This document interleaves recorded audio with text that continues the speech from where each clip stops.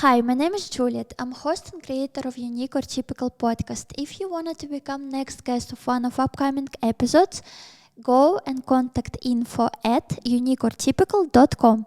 And if you wanted to see more episodes of Unique or Typical, subscribe to this channel. Hello, may you introduce yourself, please? Hello, I'm Peter Bodal. I'm from Nepal. I'm 32 years old.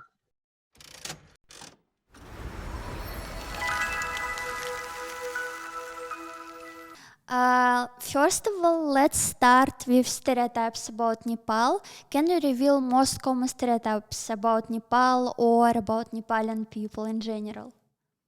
Yeah, most of the world in Middle East and India and Europe, they know about Nepal, but some countries they don't know. I visited some countries and some people ask me, why are you not black?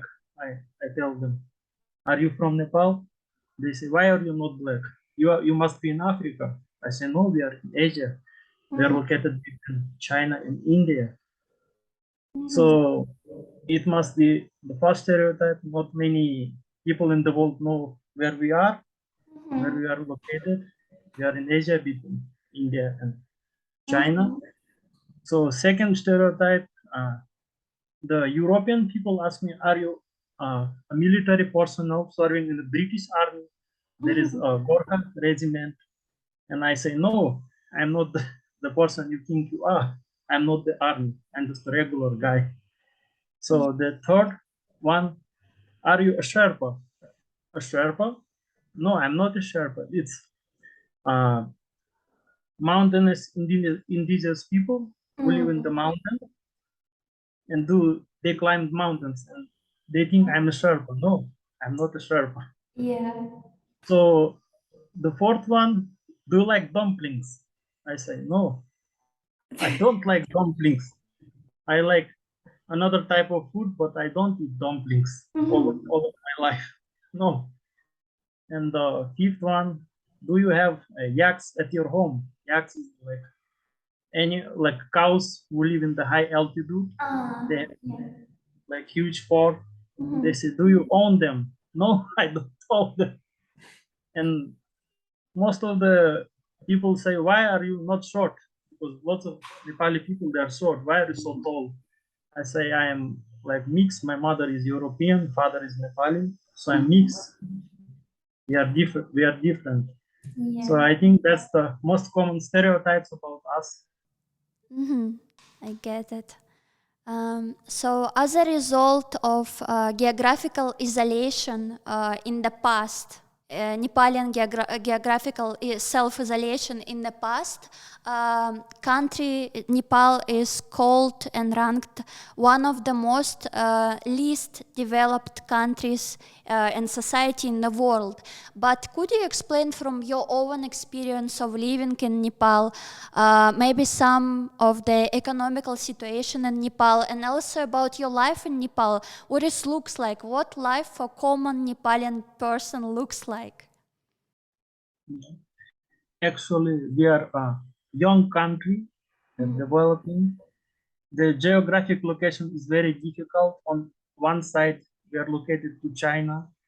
The mountains block the border with China. It's very difficult to get stuff to Nepal. And the other side is India. There is some political hassle there. It happens sometimes, and it's very difficult to get stuff from there. So we're landlocked. And the other thing is, historically, we've been in quite some regimes. There was a Rana regime who ruled Nepal for 100 years, and they didn't allow most of the people to travel out of the country or to have some privileges like education, having property. We had this regime, and after 1950, we had a revolution. We threw out this regime, and we had a king. The king made a revolution. The king came into power, and there was one interesting guy the king met in India during the revolution. His name was called Boris Risonevich. He was a guy from USSR who escaped like a revolution in Russia, and he came to India. He had a club there.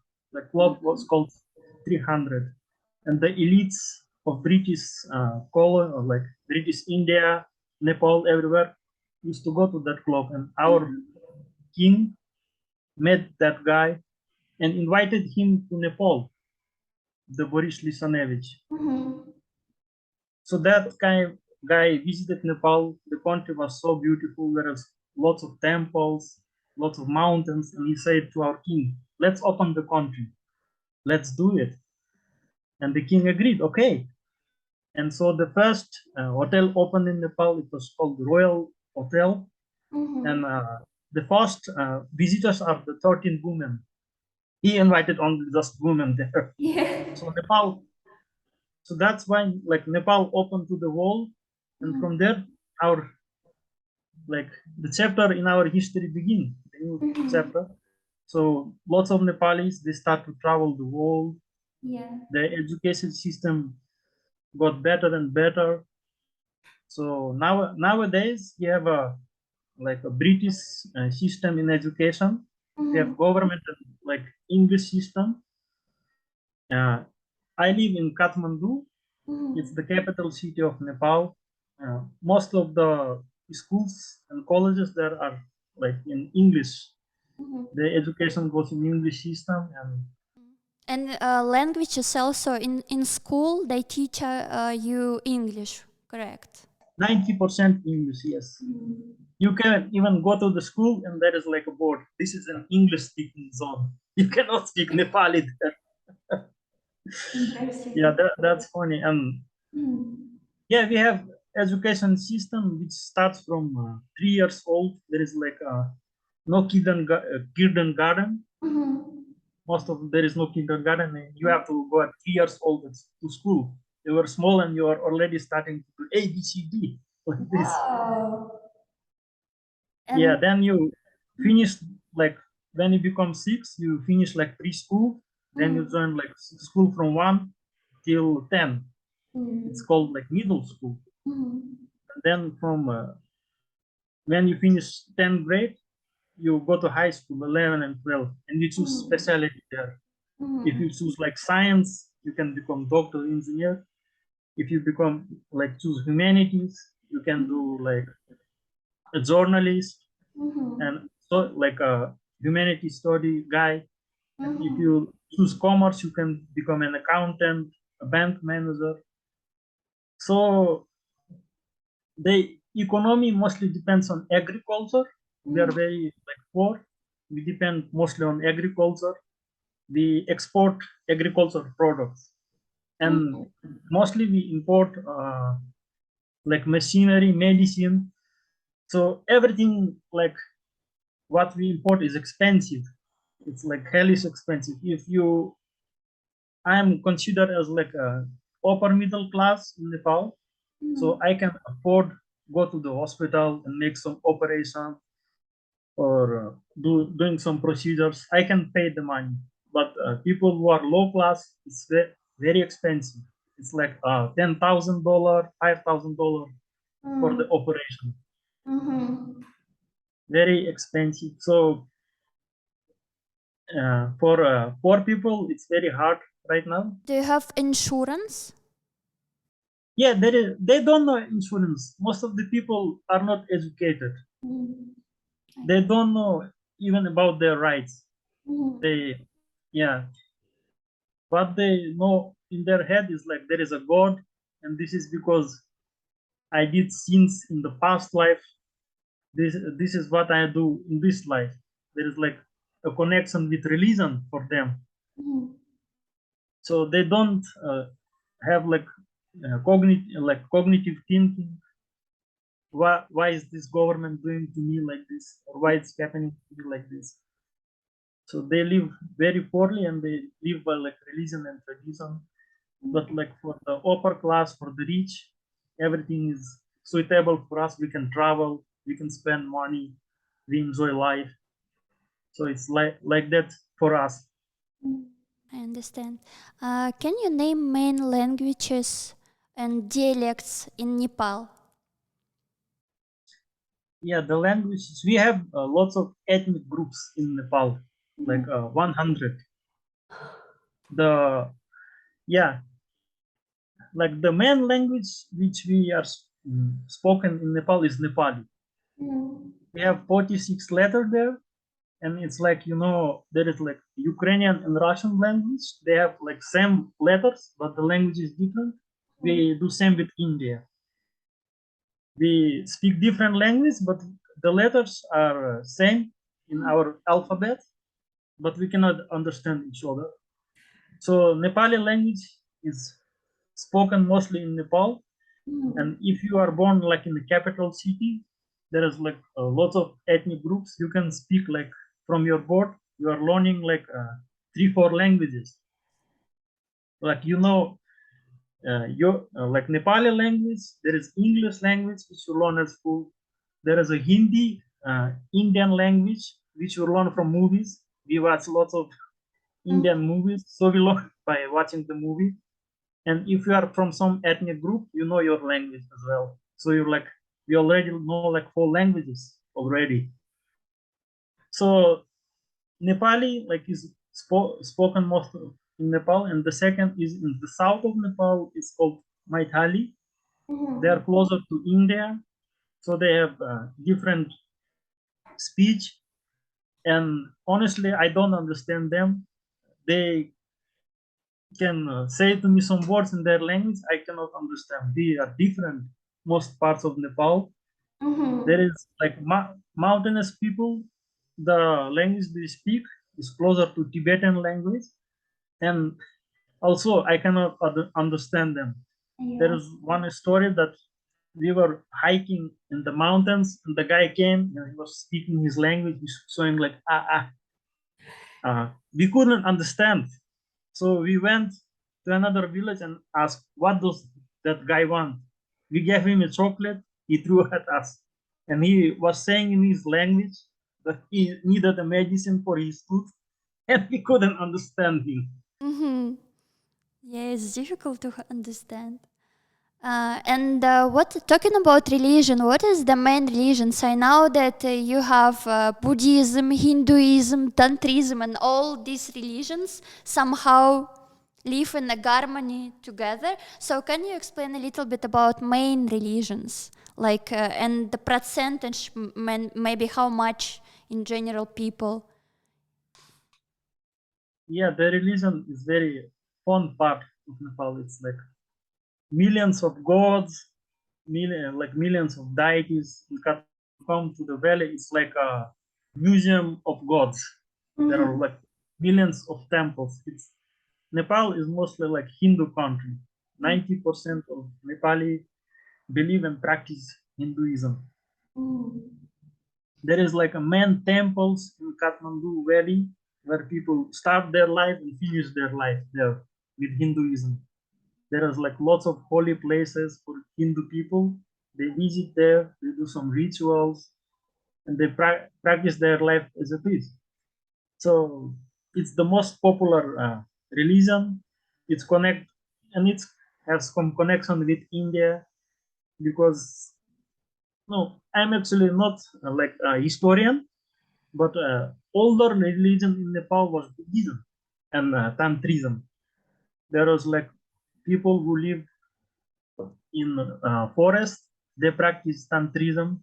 They believe in forest that the nature is God like that. And Buddhism, most of the parts like study of Buddhism, sculptures, they went to Tibet. Everyone thinks like Buddhism came from Tibet, but Buddhism came from Nepal and India. It started from there. So Buddhism, we have lots of ancient relics of Buddhism, which Tibet used, India used it. So Buddhism is like second popular religion in Nepal. Like mountainous people, they practice Buddhism, and it's very popular amongst foreigners as well. They like Buddhism. The tourists who visit Nepal, they actually fond of Buddhism more than Hinduism. There is like a famous temple, like Buddhist monastery to practice Buddhism. It's called Kopan. So you can also visit there and know about Buddhism philosophy, the philosophy of Nepali Buddhism. It's very fun. They have like short courses there. So yeah, that's it about the religion. And Tantrism, it's like very old, and most of the people from foreign universities they come to study that religion. Most of the locals they don't know about Tantrism. I saw a couple of the moments like the guy who practiced Tantrism.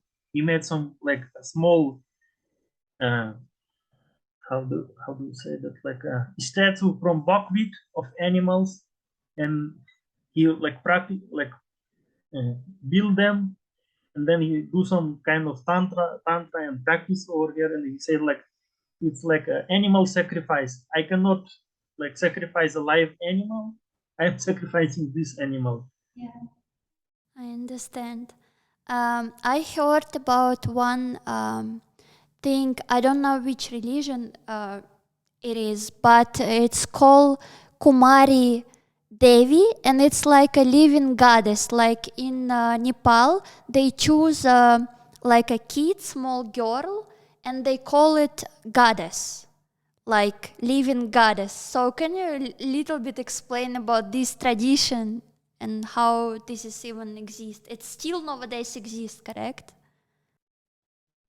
Yeah, anyone can be Kumari. I'm just joking. Uh, it's very old tradition in Nepal. It came from like 17th century. It has lots of different story. The one story was that during the like 17th century, the king used to play it with his own deity. In Nepal, the Sultan family has their own god. They worship own god. They have like own deity. So in the like story, the deity called Talezu, she is a female goddess. She was playing like with the king dies secretly day by day, and she give him like a rules.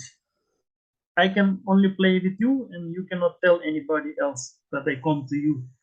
So one day, the wife of the king followed him to that room where he played the dice with that deity. So the deity noticed that the wife of the king is sneaking about them. She got angry. She disappeared. The king was in sorrow. So she appeared in his dream and said that if you want to meet me, I give you some certain rituals that you can follow and you can meet me. So she said to him, find a girl who is like a virgin, small, and make some kind of ritual with that little girls, and I will, in my soul, will be inside, possessed inside that girls. So that girls are from goldsmith family, Shakya. They are chosen by the priest. So it's a long ritual. I have actually met one, the one previous goddess, life goddess. I was like spoken with her. How is it like to be Kumari? She said, when I was like 3, 4 years old, I didn't remember a damn thing. I don't remember anything, but she said it was fun. Yeah, I am a goddess. People worship me. I can like play there. There is a family also with that goddess. They watch over that kid, and there is a priest. He is also watched over the kid, and she said that she had fun playing mobile games. She don't remember other stuff, but she like enjoys most of her like royal stuff there. And before being now a democracy, we used to have a king. It was like a royal Kumari. She used to bless the king. She was like higher than me, the king. She used to bless the king in our country. So in Kathmandu, I live in Kathmandu. We have three Kumaris, not only one. We have three because long before there was like sub kingdoms in Nepal. There is like Bhaktapur, Lalitpur. So they have their own Kumaris. So one man is in Kathmandu Durbar Square in the center of Kathmandu, and the other two are a little bit far from the capital. They are in the capital, but little bit far from other cities. So there are three, and actually, if you visit Nepal, you can meet one of them. It's not allowed to meet the main one, the royal one. But if you go to the city of Lalitpur, it's called Patan, you can get a blessing from one Kumari, and it's very good if you get a blessing from her. It's like means that you will get rich, you will get out of your disease. I understand. And Kumari, like it's from the young age, it's like 4, 5 years old, and then until what age is Kumari? Till your first blood goes out, like menstrual cycle starts, and you have to leave that post. And they change for new, right? For another Yeah, next Kumari. And it's very interesting. It's very uncommon for someone abroad to hear all these stories. It's like, what? yeah, that's cool because none most of the people like in Europe, I like travel most of the world. They don't know where Nepal is. Some like I'm surprised that they say it's Africa. Even one woman tell me I'm from Nepal. Oh, you must be from Italy, Naples. No. Yeah. So now we're going to talk about geographical position of Nepal. It's lying along the Himalayas mountain ranges, and it's between India and Tibet, how you said earlier, and Everest, basically in between Tibet and Nepal, correct? The highest point of the world. So can you explain overall landscapes of Nepal? And we will start with mountains. We will start with mountains, what people surround this area, and also maybe some stories and tips how to get like a tour guide to go to climb Everest. Not Everest, but you have like a middle, how to say it? I don't remember how you name it, but people can climb not that far away up, but a little lower. Trekking. It's called trekking. Trekking. Yeah. So geography on Nepal. Let's go first to geography. Like we have mountainous region. There is like a highest mountains in the world. Like the 8 highest mountains are there in Nepal. There it is very cold out there. Like in winter, like sometimes -20, -30 there. It's very cold. Like the people who live there like are called Sherpas, Gurungs, and Thakali. They look like Mongolian. So the second region of Nepal is hilly region. This is where I live. There is like a green hills, lots of temples. You can see mountains from there. Lots of Hindu temples, Buddhist monuments, and there is like lots of vegetation, different kind of vegetation, and lots of blooming trees, and lots of people. Like 30% of population live there, and the other part is like Tarai region. It's very hot in there, sometimes like 50 degrees Celsius, like in Dubai, maybe. Uh, and most of the population live there. Like rest of the population live there. Like it's very populous. Lots of industries there, like small, not so huge. And people are very close to India and dark skin. Dark skin people live over there. So talking about mountains, yeah, there is a season in May, June. Lots of Westerners they come to climb. So before it, I'm gonna tell one story like how it all began. When Nepal opened, there was like a competition like between United States and USSR who first go to the space, and there was a competition between Westerners, especially between French and British, who first climbed the mountains.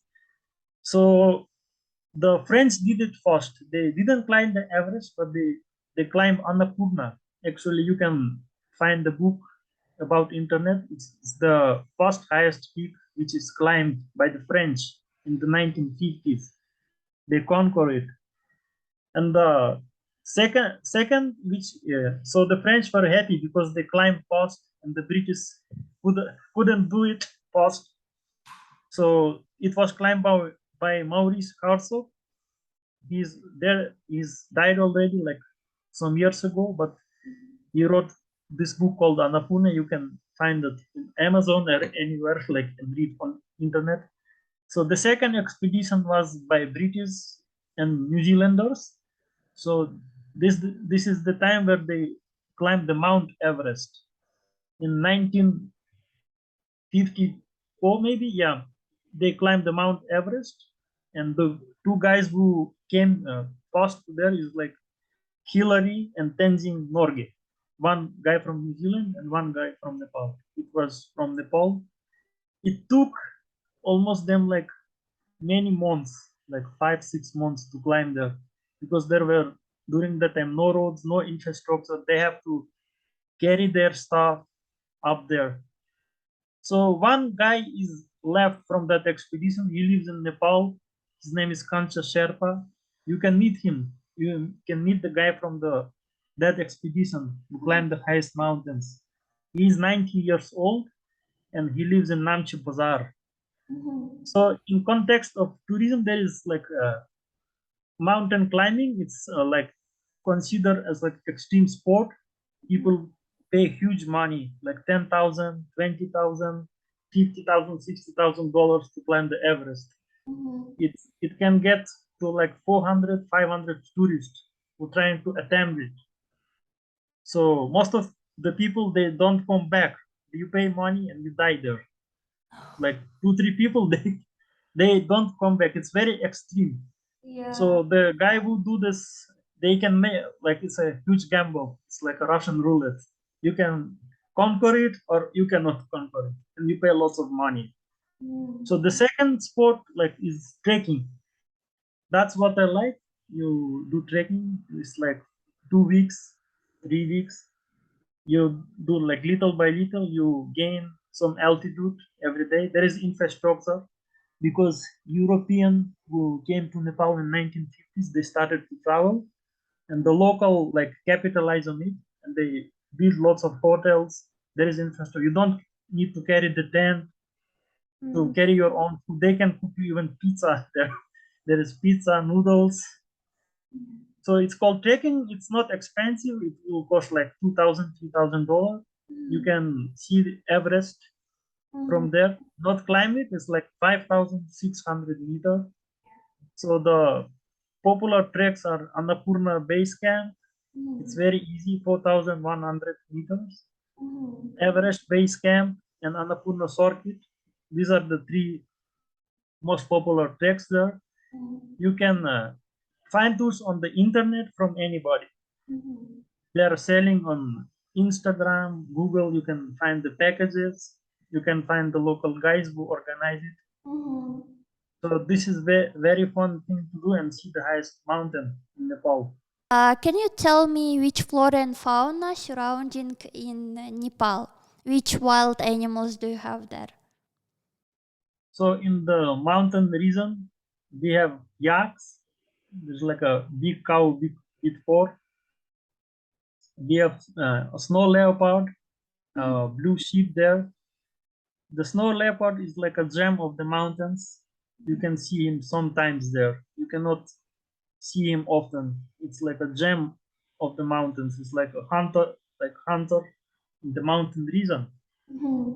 So with vegetation, like in the upper mountains, there are like some bushes. There's like there grows nothing, like 5,000 meters. If you go like little bit down, 3,500 meters, there's lots of rhododendron trees. They're like red in color, and you know what? They produce mad honey. You can watch a documentary about mad honey. The bees which collects pollen from that flower, they produce a mad honey, and there is like a honey gatherers. They collect the honey, and you can get like drunk from this honey. It's very strong. So when we go down, there is like lots of animals like a freshwater dolphin. You can find it in South in Nepal. So it's very like popular animal there, and we can find elephants, rhinos, monkey, wild boar, king cobra, like a venomous snake, and lots of fish we have in our rivers. And in the middle part of Nepal, there is monkeys, lots of snakes, but they won't bite us because they only rely on some jungle. There is a leopard, but in the my city, Kathmandu, there are lots of monkeys. There are lots of monkeys roaming around. If you live to like some Hindu temple, you open your window, the monkey will come and eat the food at your house. That's true. I saw even the you have some temple that the name is Monkey Temple because there is a lot of monkeys inside. They live in this temple. If you live nearby, the monkey is gonna give you a visit. If you be in a hotel in the monkey temple, it can open your luggage, looking for biscuits, whatever it can find to eat. Yeah, I saw videos of this. It's very funny. They're very funny. Yeah. So speaking about the vegetation, like there are lots of maize, sunflowers, like growing in the parts of south of Nepal. There is one plant which is in the high mountains called Yarsagumba. It's used for medicine purpose. It's like fungi type. It's the fungi which attacks the caterpillar and it becomes like a mushroom. And lots of people they skip school, they skip their job, and they go to gather it. It's very expensive. So it is found on the altitude of 4,000 meters. There are like lots of grass, and they find it, they catch it, and one this yarsagumba can cost like $10, $20 for one piece. For kilogram, it's very expensive.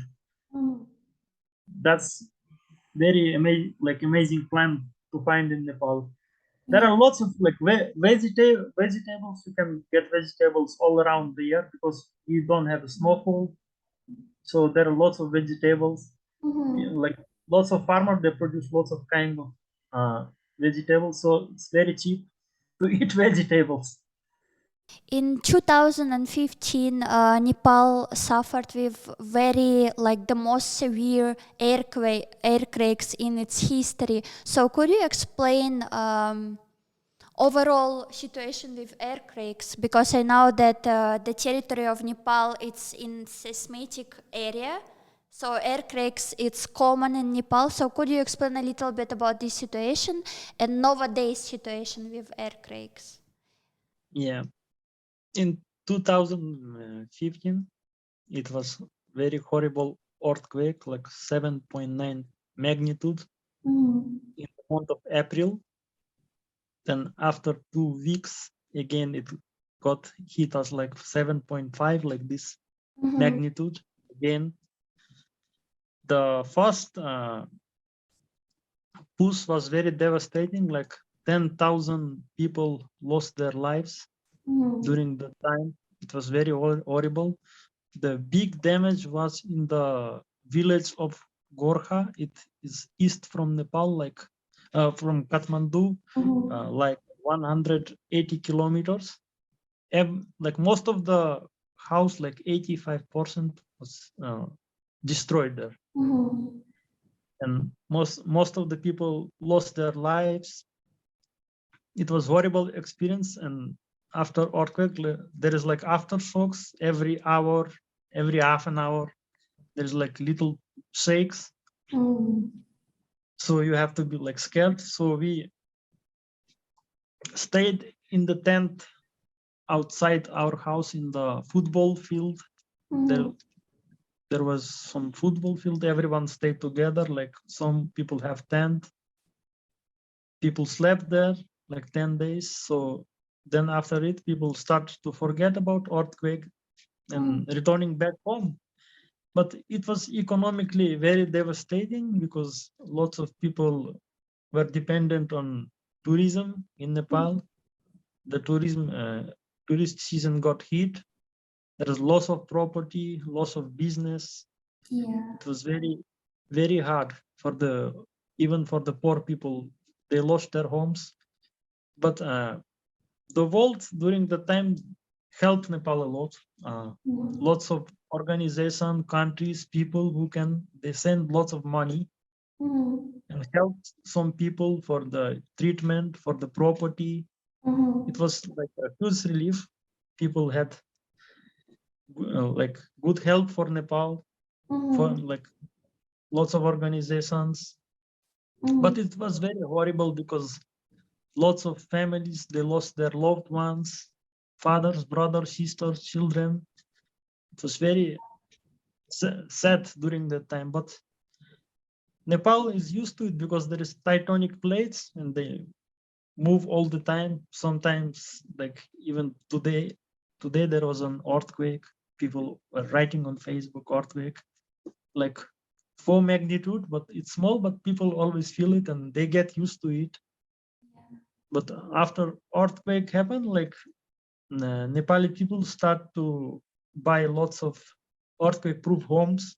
They're made in Korea, Japan. They came into Nepali market, so lots of people used to build that homes made from fabric, it's like stone fabric. Before, like many traditional Nepali homes are made from mud and wood, so they wouldn't withstand earthquake. The technology is different, so it was very bad. Lots of temples, monuments, which are belonging to World UNESCO Heritage Site, they also get damaged. There was like huge damage of property, but yeah, there was a huge loss of life. 10,000 people. It's a lot. It's like a huge atomic bomb, like small atomic bomb hit you, and you like lost everything. Yeah, it's terrible. But nowadays situation is the country try to recover from this, right? They try to build new houses and Yeah, we are still recovering. Like the government helped.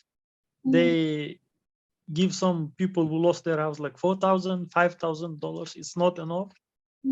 Most of the people still haven't recovered their home. They live in like a small tent. That's how they live right now. So some people chose not to reconstruct their homes because it costs too much money and they don't have it. There is no options to bring it. yeah, I understand.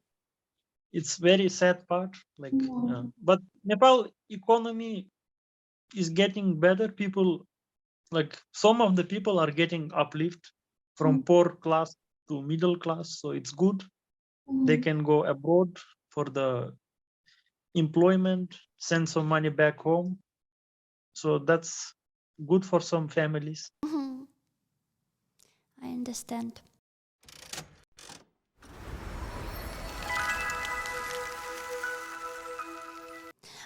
So now let's jump into traditions.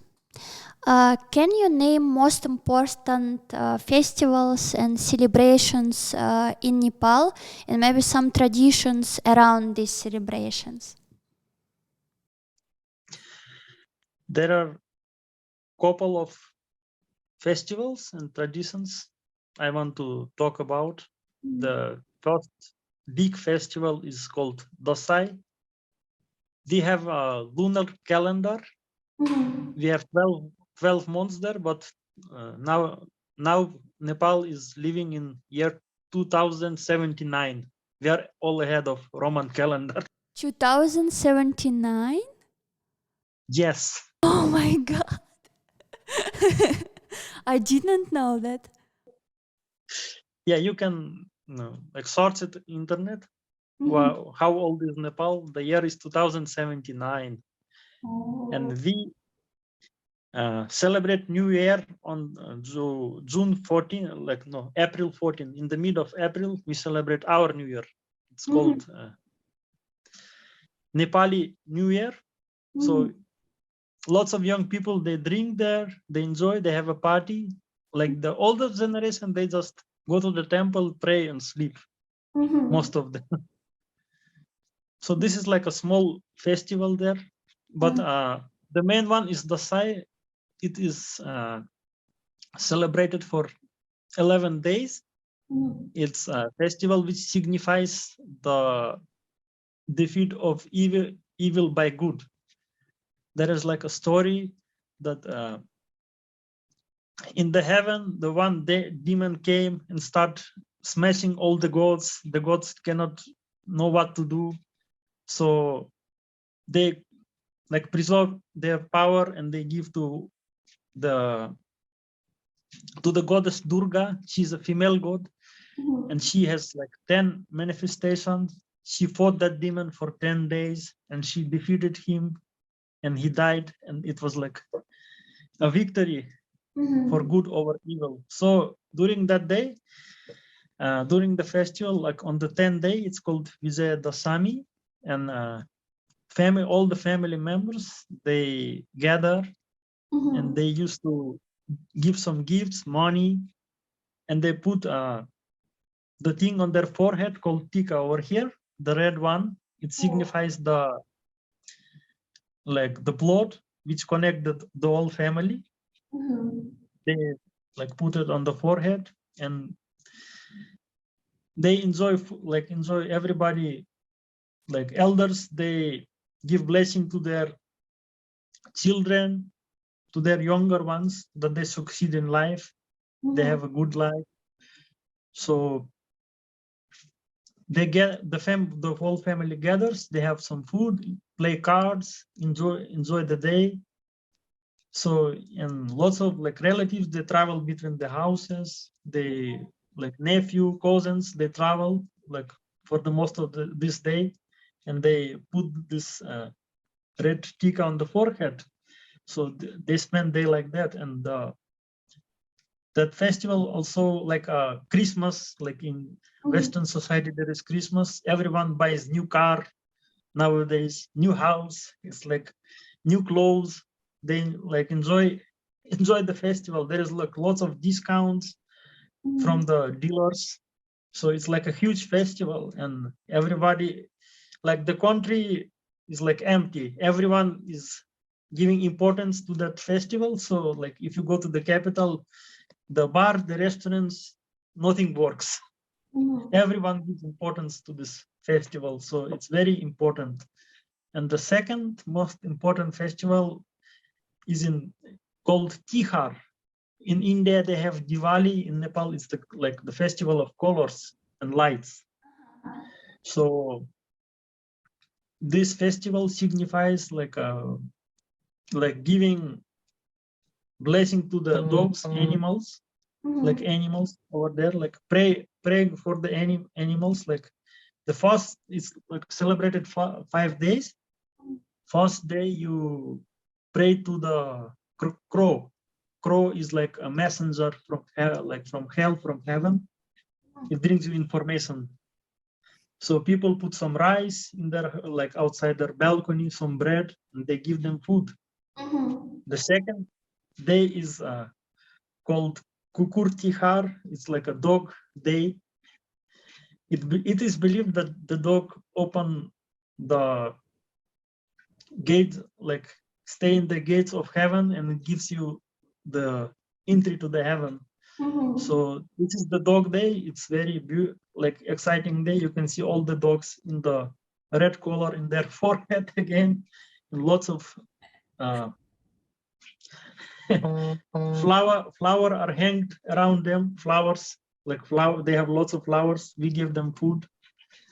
So dogs enjoy the day. They get like lots of street dogs. They get fed. They're happy during that day.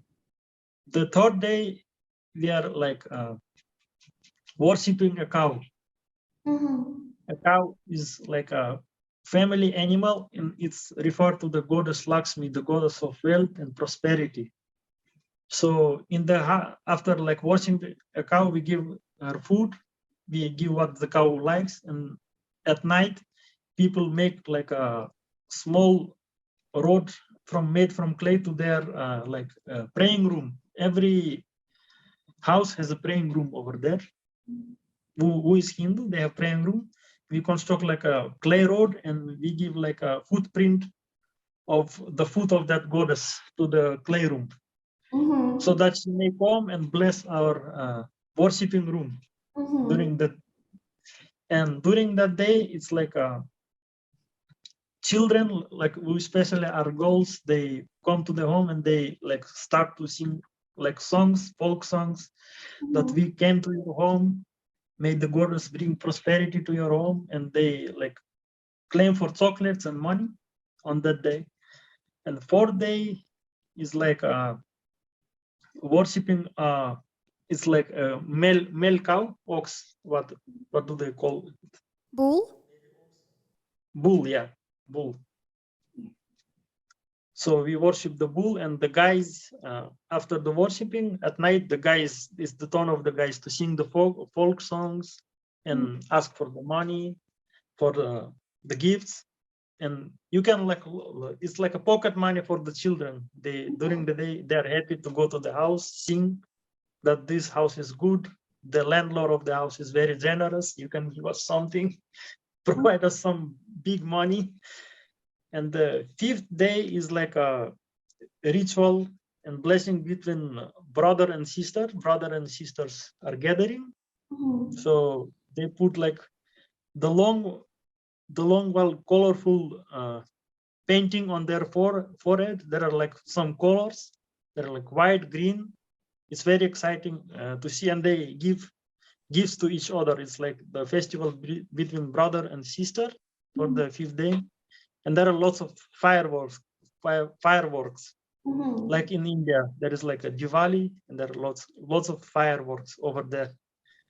So I think this is like the huge festivals of Nepal, but in Nepal, we celebrate like 5-6 New Years. There are lots of ethnic groups.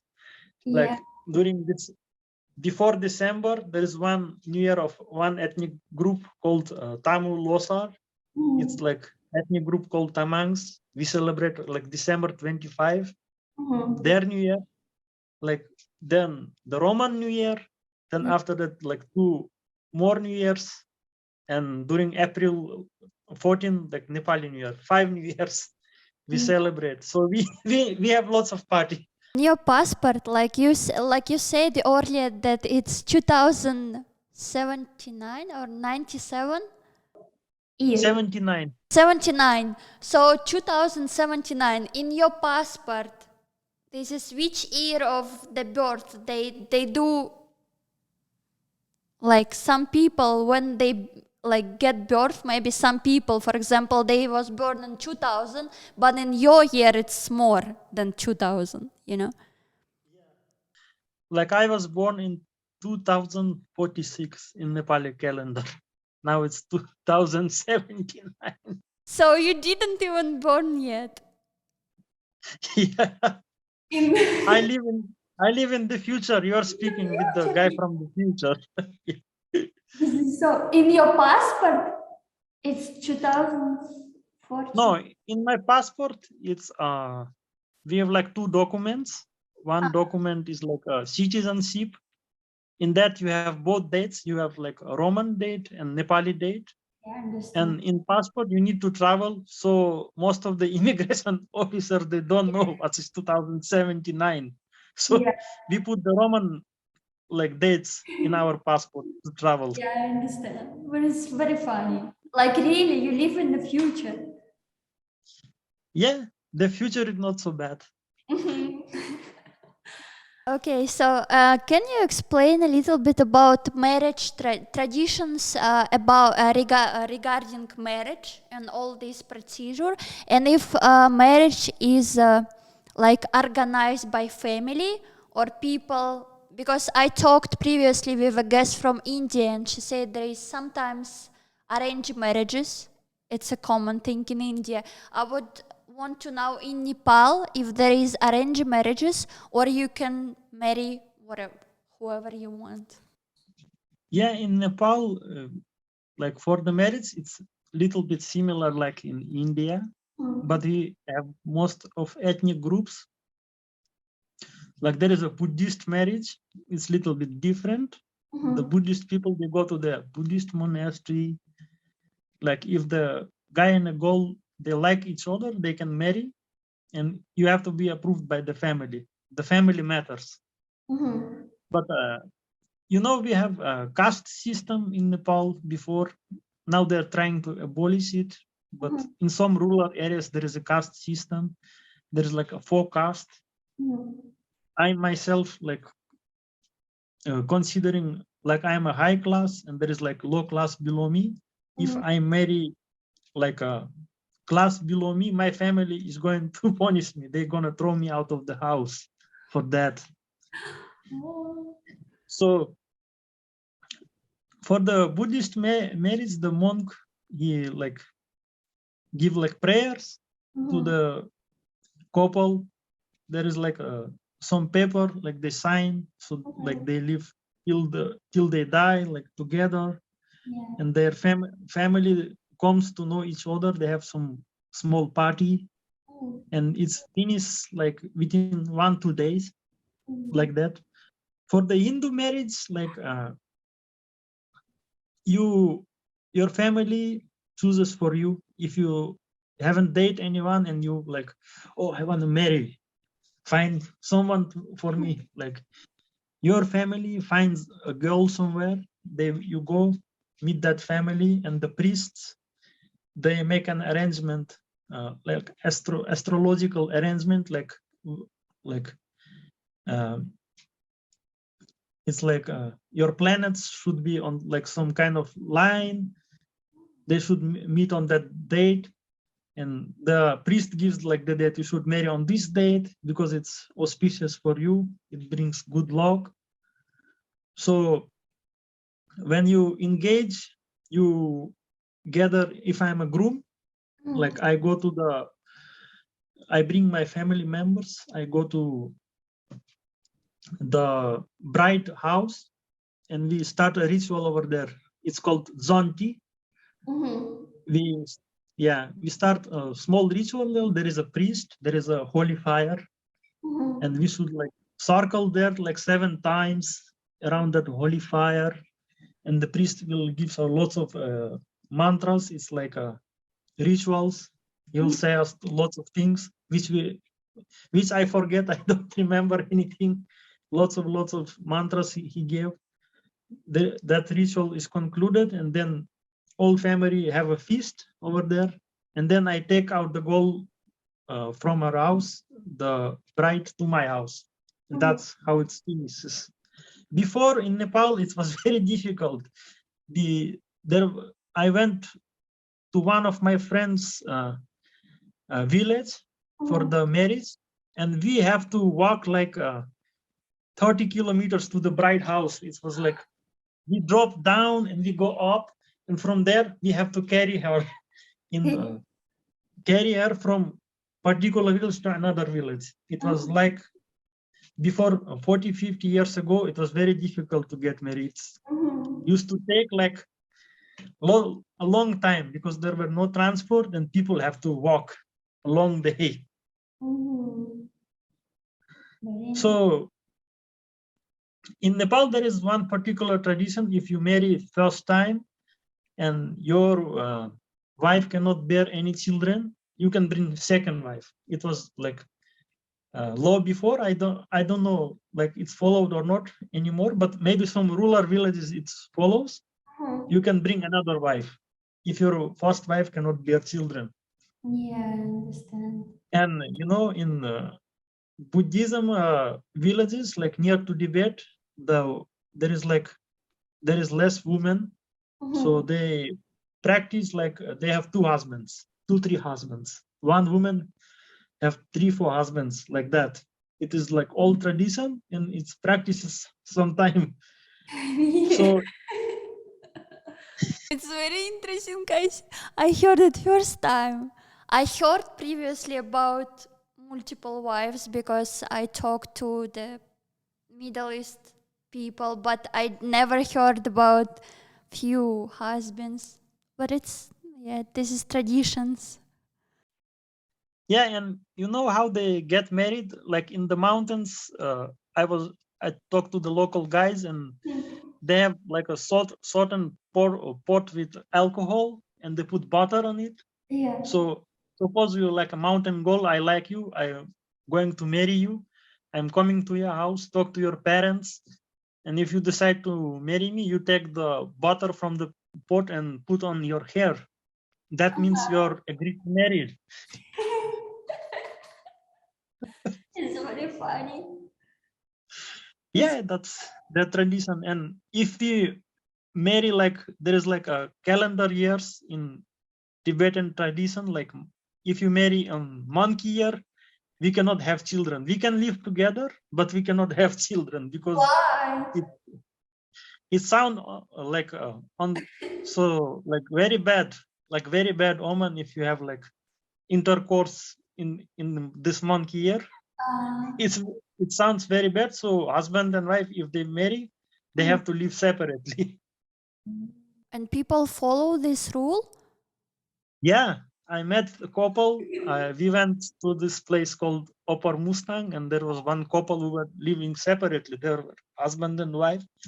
And I say, why is this happening? Because this is monkey year. We married in this year, and we have to live separately. But why people that much stuck with the tradition? Even nowadays, like new generations, like younger generation, they still stuck with all this tradition. They follow it, correct? Yeah, they like older generation. They're afraid that they're gonna lose their tradition, so they push it for younger generation. You should follow it. Otherwise, our tradition will die, and nobody will know about our lineage, how we live, how we used to do things. So it's very complicated, but in Nepal, it's like more progressive, and like there is like lots of intercaste marriages happening. If you love somebody and your family doesn't agree, you just take the girl or boy and you escape, and you never see your parents again. But this sounds sad. Never see your parents again.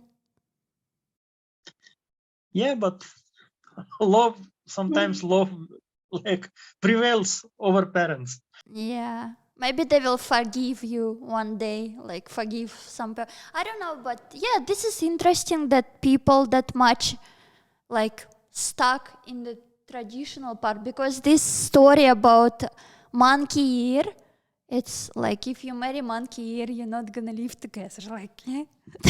Why? Yeah, that's sound weird to Westerners. For that people, it's normal. They follow it, and they think that's normal for them. They respect, like there is like a respect for their elders. Like elders told us to do this kind of thing, so let it be. They're actually were in love. They like married, and so it was a monkey year. So it was very bad for them. It's funny. Can you name some Nepali superstitions and maybe rituals? Yeah, suppose you're doing business, you have to hang some chilies and lemon at the door. Chili and lemon? Yeah, it, they believe that it's will take the bad omens away. So everywhere you go to the shop, to the restaurant, you see the lemons and chilies, they're hanging somewhere. It is believed that lemon and chilies, they scare the demons, the ghosts, so they won't like this thing to see, and they don't enter your room.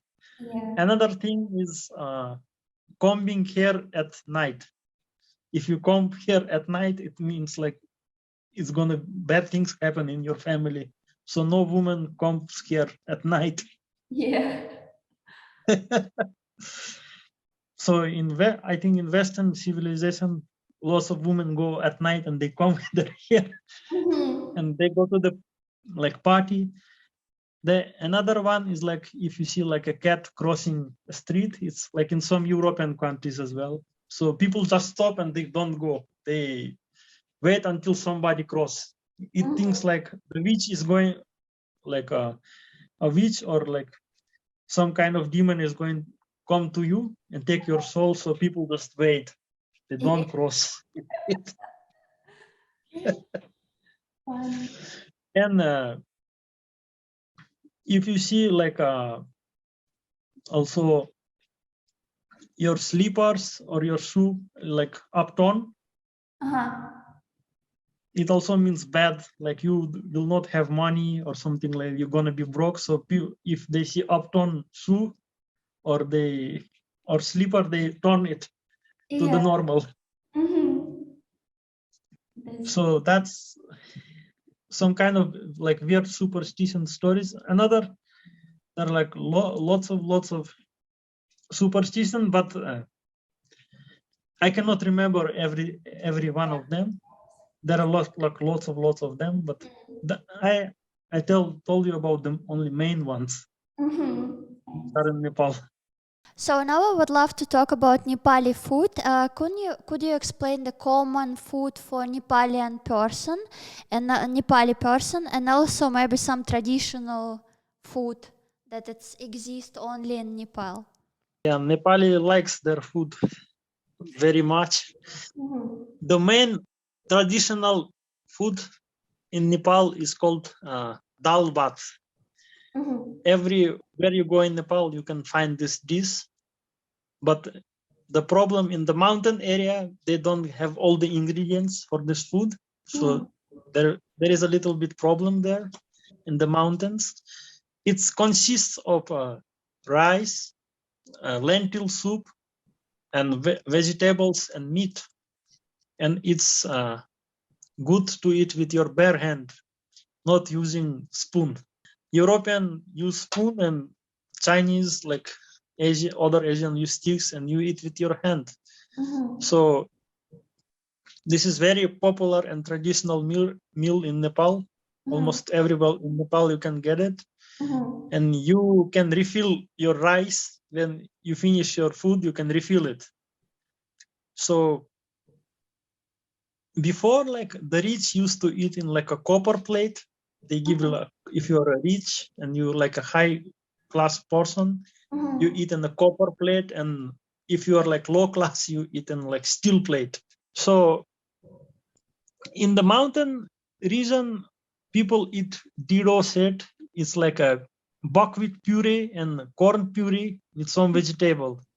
They're little bit poorer in the mountain region, and they eat this. They harvest buckwheat and maize, and they eat this puree. They make powder out of it, and they cook it, and they eat with dried spinach. It's called gundruk. It's like soury. They go to the jungle. They bring the spinach. They dry it in the sun. It becomes like from green to like brownish in color, and it's like very like lemonish flavor, like tangy flavor, and it's spicy. There is like lots of spices. So most of the people who live in the like mountains, they prefer this food. And among young people, most of them like dumplings. It's momo. I think we should open a dumpling bank somewhere in the future in Nepal. Everywhere, even if you go to the food festival, there's like food from Israel, from Italy, and young people, they don't eat it. Everyone is going for only these dumplings. Like there is there is no tomorrow. There are like lots of different kinds of dumplings. They are served with buffalo meat. We don't eat cow and beef because it's got secret animal, like religious animal. You even can go to the jail if you kill the cow or beef. You can get like 10-year sentence if you kill the cow. The dumplings can be like for vegan, for vegetarians, and they are served with a pickle, like a sauce made from tomato. It's called achar, and most of the youth, they like this pickle. If pickle is not good, you can go out of business if you are selling dumplings. That's the most important ingredient. And the most popular snack for the youth is instant noodles. Every Nepali, like from young age, they like instant noodles. There is like one particular company called YY. They're making like for 30 years now this instant noodles. So you can like pour hot water on it, wait 3 minutes and eat it. Most of the kids, they used to take it to the pocket, smash it, put the spices, like shake little bit and eat it. So that's how you eat that. It's a very popular snack in Nepal. But nowadays we have influence of Western culture. Even you can see on every food market, we got burgers, pizza, like we have even KFC. We have KFC in year 2014, maybe, I remember. There was a huge line of people waiting for KFC to try it. It was the first Western outlet which is open in Nepal. And we don't have McDonald's, no McDonald's in our country, because McDonald's require beef and we don't eat beef.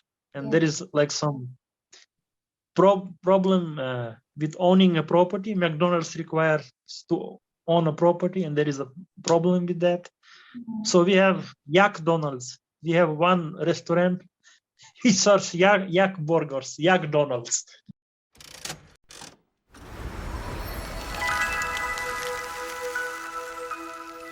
So now we will talk about Nepali people in general. Could you think of common portrait of Nepali person? Maybe I know it's all it will be all generalized in your opinion, but still, can you name this portrait and maybe specific things in the mentality and personality that you may name? The one that I'm already know that.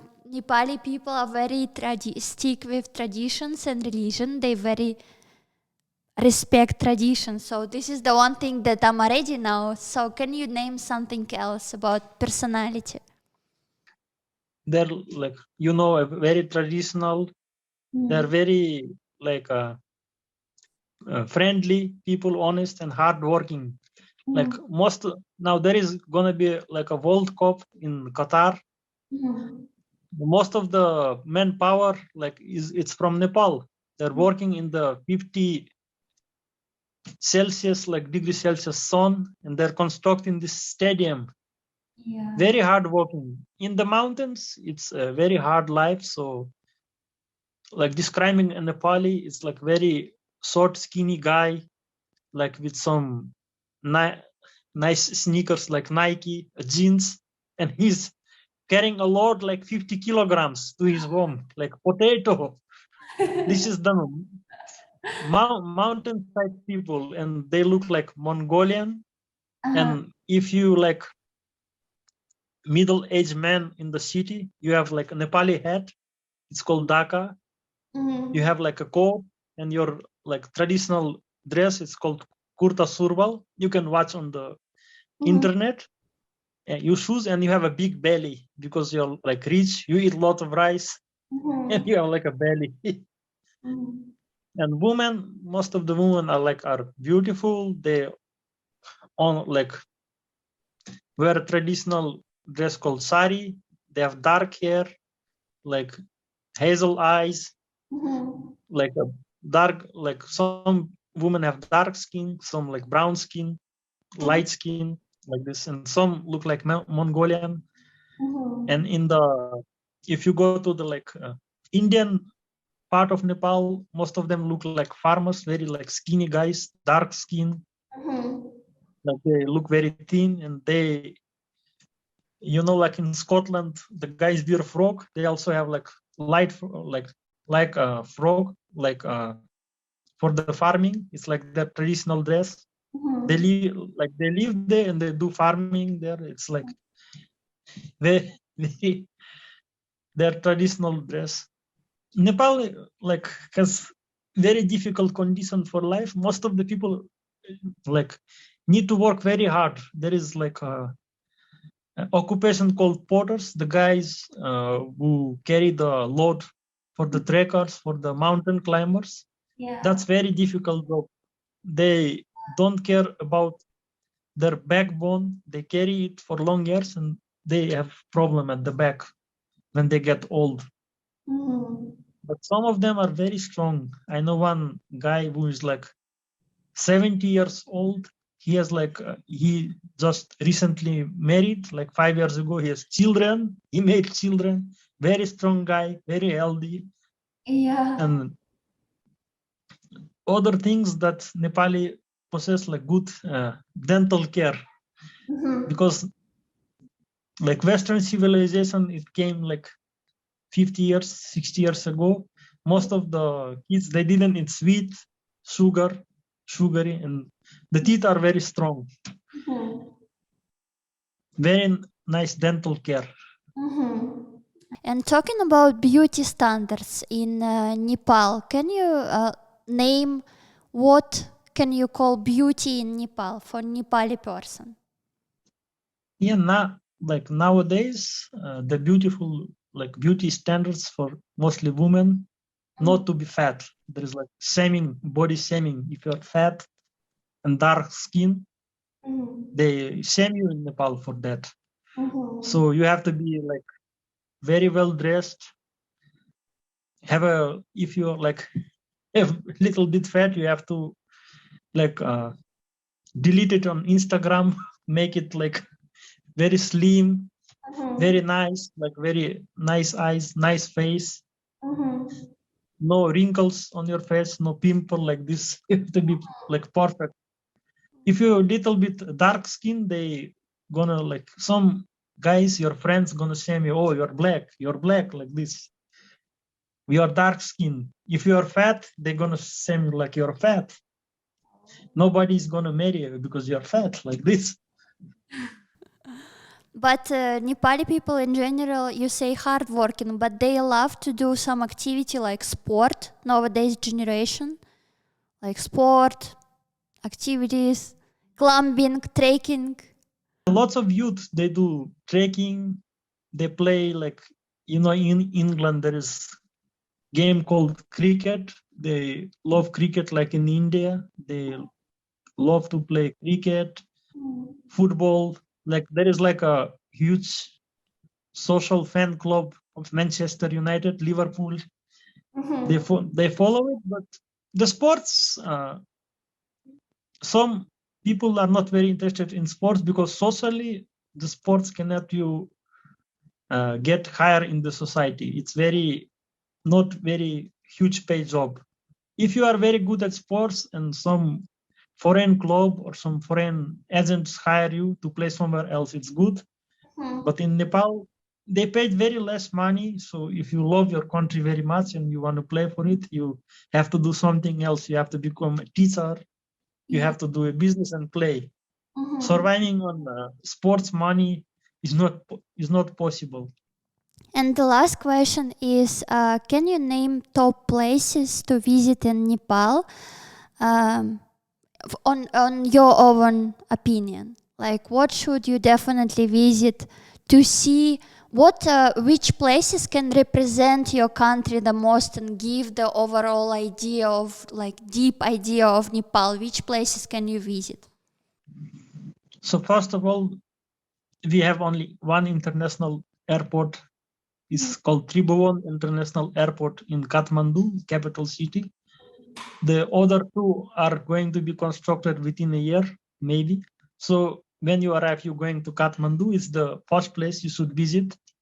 There are like many temples. The top temples are like, before, like Monkey Temple is the oldest temple in Nepal. It's like 2nd century, made in 2nd century.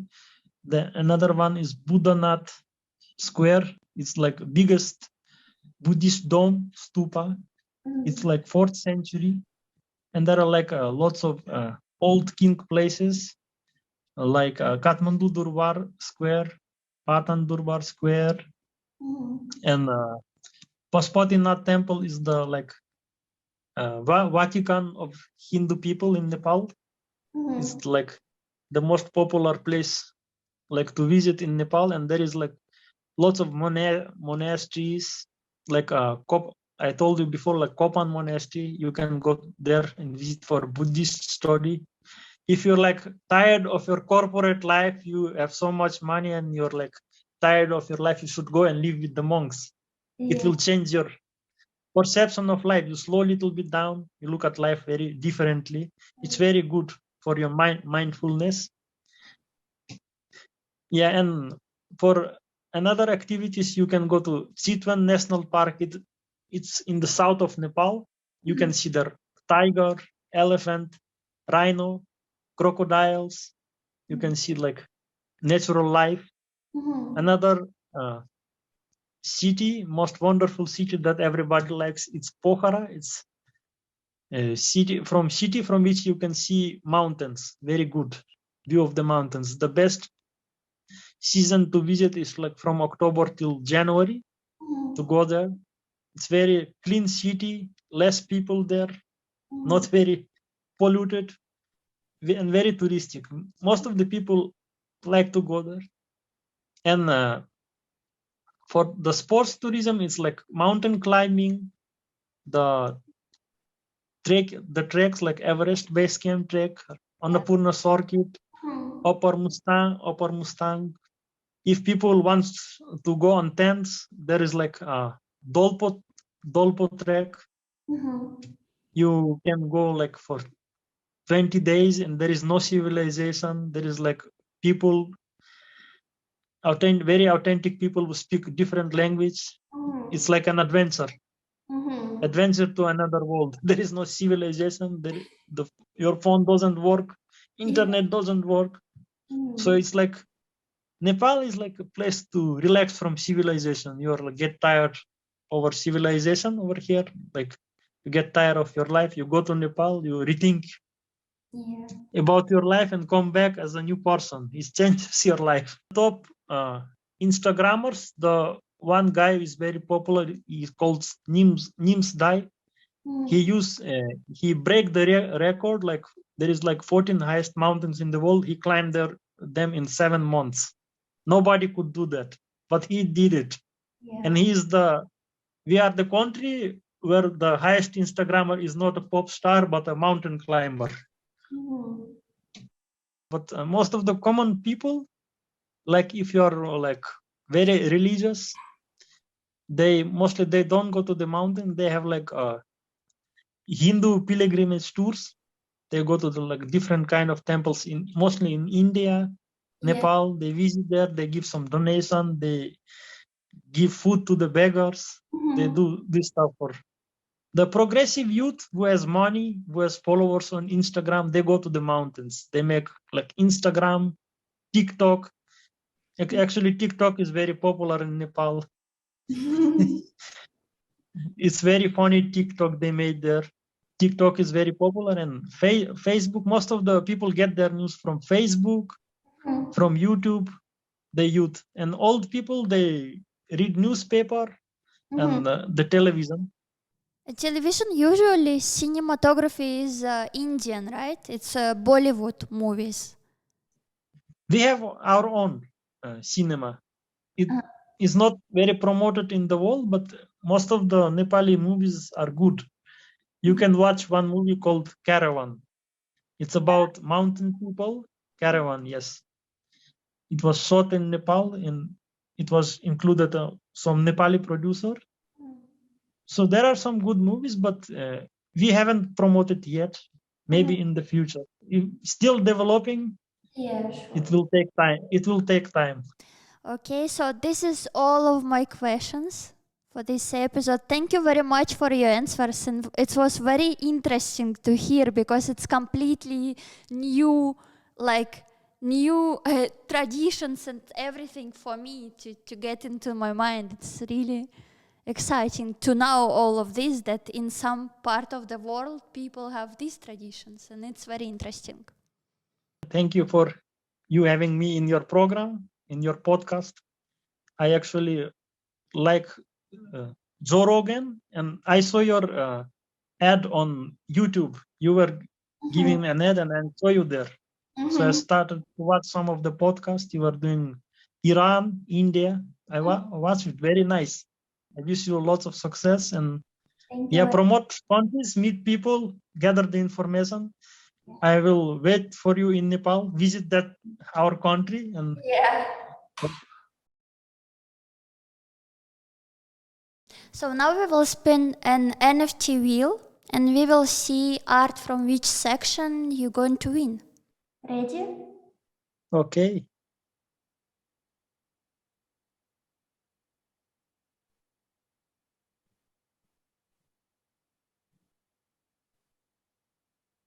Ultima 3. Oh. This is a good one. So any art from Ultimate Rare section you can pick and I will send it to your Party account if you will create one. Okay, I'll do it.